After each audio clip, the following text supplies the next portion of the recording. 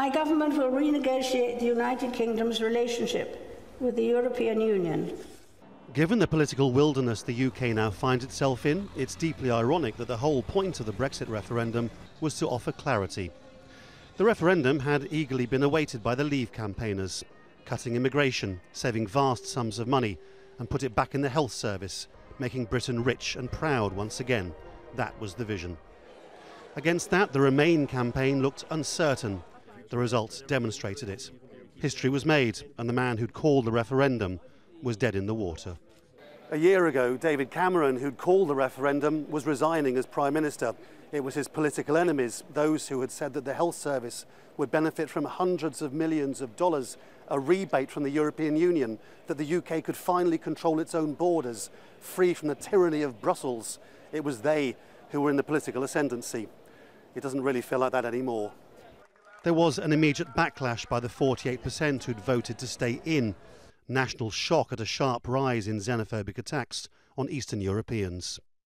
A new Prime Minister emerged. She argued that reducing immigration was crucial, even if it meant cutting economic ties with the European Union. What I am proposing cannot mean membership of the single market. But the European Union was getting increasingly bored of trying to explain over and over again that if the UK wanted to maintain trade deals, it would have to allow migrant workers access to the UK. It all came to a head at a dinner in Brussels.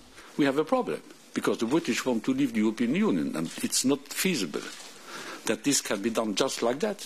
Theresa May then went back on her word and called an election, which she said would offer clarity. It did the opposite, as she failed to win a majority. Suddenly, all those who'd said the government had to think again about its strategy were saying, "We told you so." The whole of Europe has not collapsed. The EU project was not a Franco-German experiment, as they called it. So the people very, very angry. And I don't know how they can reconnect again with the mainstream politics.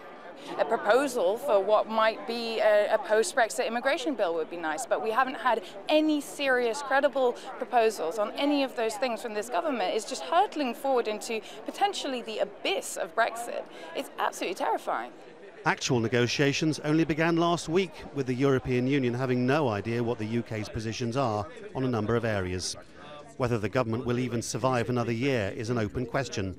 The UK could easily fall out of Europe with no deal and no direction. Laurence, Al Jazeera, London.